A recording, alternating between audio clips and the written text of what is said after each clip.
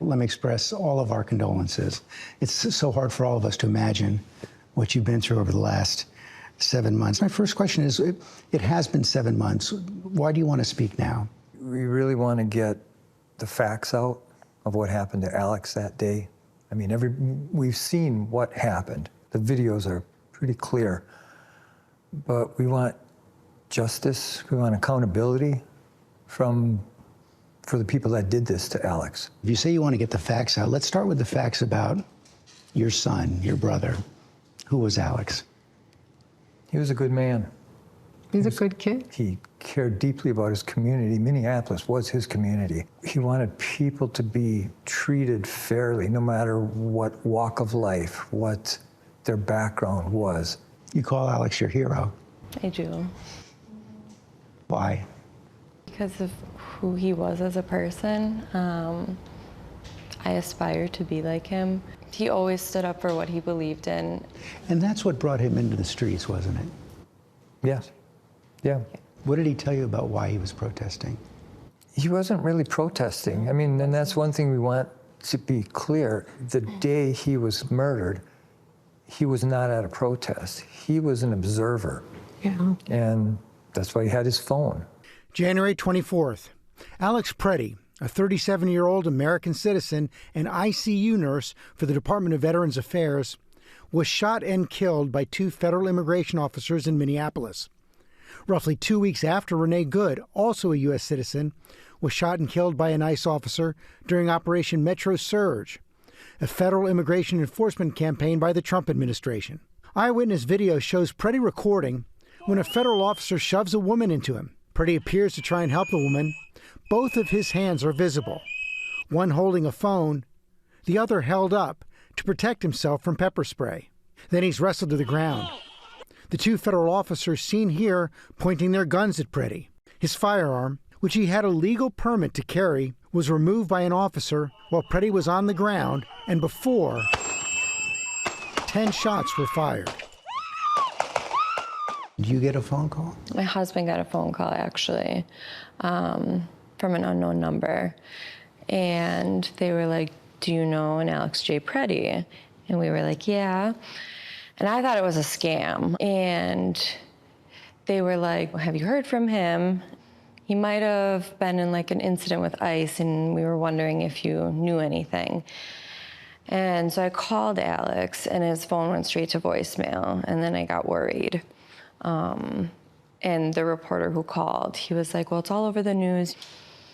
So I was freaking out, and then I called them. I called Hennepin County right away. Medical center. Medical center.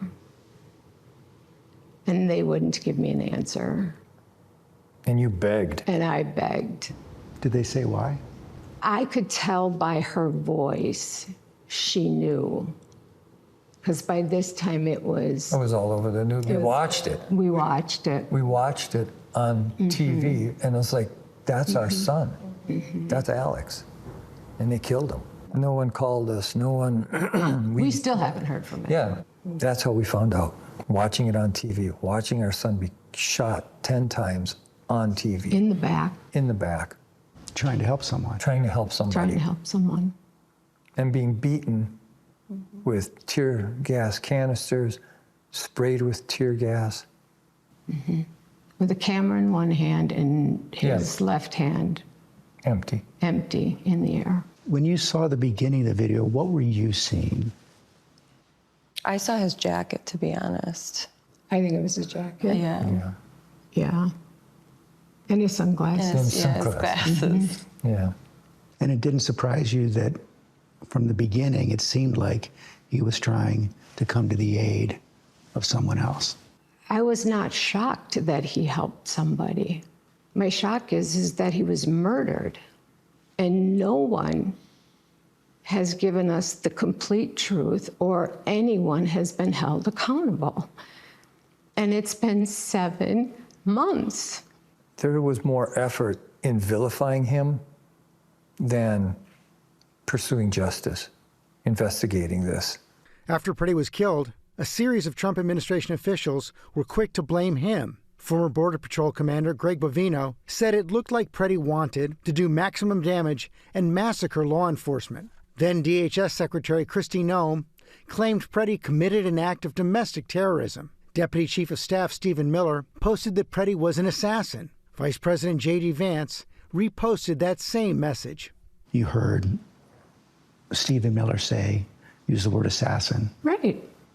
the word domestic terrorist. Right. Disgusting is what that was. Some of those posts are still up. Yes.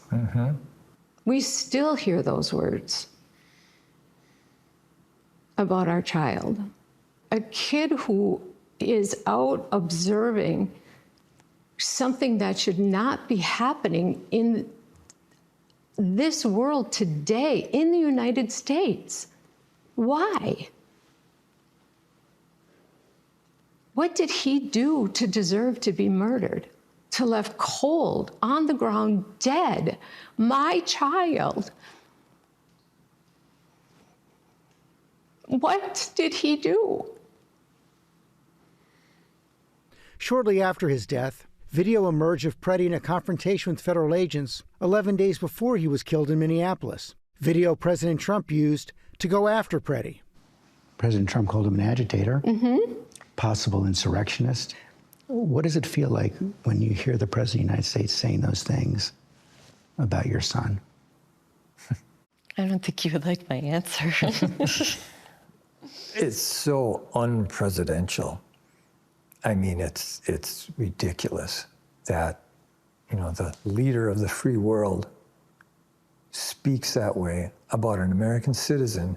All those words were put out there: assassin, domestic terrorist, massacre, agitator, insurrectionist. Since then, no word from the President of the United States. Oh, no. No word from the Vice President. No. No word from Stephen Miller.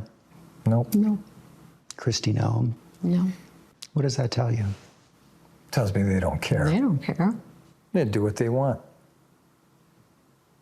How are you supposed to trust a government after that? Are you past the point of expecting an apology? I expect an apology. Why shouldn't we get one? For the things they said. For what they said. ABC News asked the White House if President Trump and Stephen Miller still stand by what they said about Alex Pretti, but they did not answer the question. Shortly after his death, the Justice Department opened a federal civil rights investigation into Pretti's shooting. I know that they say they've been doing an investigation. We don't know where it stands. We don't know what information they've gathered. What exactly does the family have the right to see and know? They at least have the right to know who shot Alex Pretti. They have the right to be consulted with meaningfully. They have the right to meet with the prosecutors. They have the right to have the process not drag on too long. They have the right to be informed. And that's just not being done here. Instead, what we get is just gaslighting and word salad from the federal government. The Pretti's lawyer, in a letter to then Acting Attorney General Todd Blanche last month, said that the U.S. Attorney in Minnesota did meet with the Pretti family on July 13th, but that the meeting raised more questions than answers. In a statement to ABC News, a Justice Department spokesperson said, as is standard protocol, family member communications, if any, come at a later stage of a case, such as at indictment, initial appearance, plea, trial, or sentencing. Communications with family do not typically occur during an investigation. The Department of Homeland Security told ABC News this matter remains under active investigation. The FBI declined to comment. I wonder if it's been any comfort at all to see the other side, to see how so much of the world has responded to Alex and what was happening in the streets. The response that we've had from people around the world, the positive response, it's not going to bring Alex back, of course not, but it does help. We've received over 2,000 cards, letters. We've read every single word of those cards, and we've kept them all. You say you want justice and you want accountability. What does justice look like in this case? There are two shooters. They need to be held accountable. Why do they get to just go about their everyday business? I want their names to be released. Right, their names have been reported but never officially released. Right. Correct. So they're out there. People know their names. They murdered our child. I understand that immigration, there's a policy in place. I understand that. But this is not the way to do it. People need to be held responsible when they murder people in this country, period.